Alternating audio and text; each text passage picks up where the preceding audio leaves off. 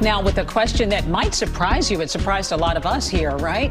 Are you eating enough fat? Now, that might sound counterintuitive, but not getting enough in your diet could actually wreak havoc on your health.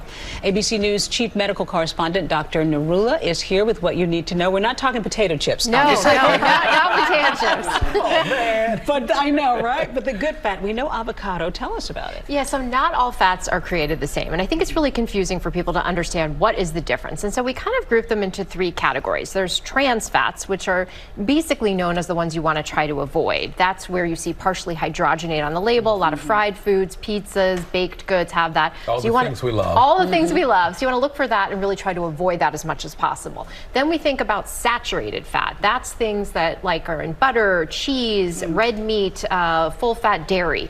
And that tends to also raise the LDL bad cholesterol. So when I'm talking to my patients, we talk about lowering the saturated fat in your diet to help lower your LDL bad cholesterol. And then we go to the unsaturated fats, which tend to be heart healthy. And that would be polyunsaturated and monounsaturated. So things like the fish, avocado, the olive oil, the nuts, those things are full of things like omega-3 fatty acids and omega-6 fatty acids. These are all good for your heart health. And so that's kind of how we break it up into those categories. So how do we make sure we're not getting too much?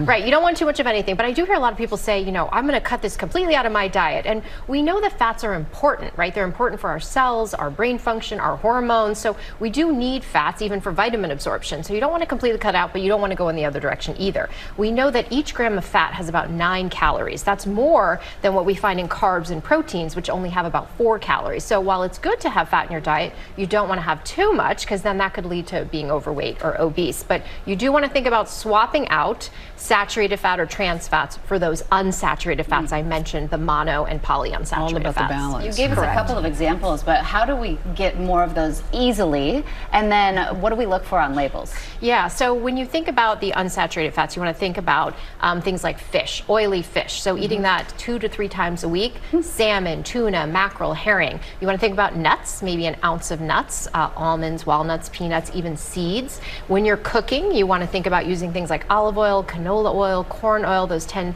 to be healthier. And then avocado, you know, a lot of people feel one way or another about avocado, but you can use it as a snack in your salad to bake with, and that has a lot of healthy fats as well. And then yes, reading the labels is hugely important.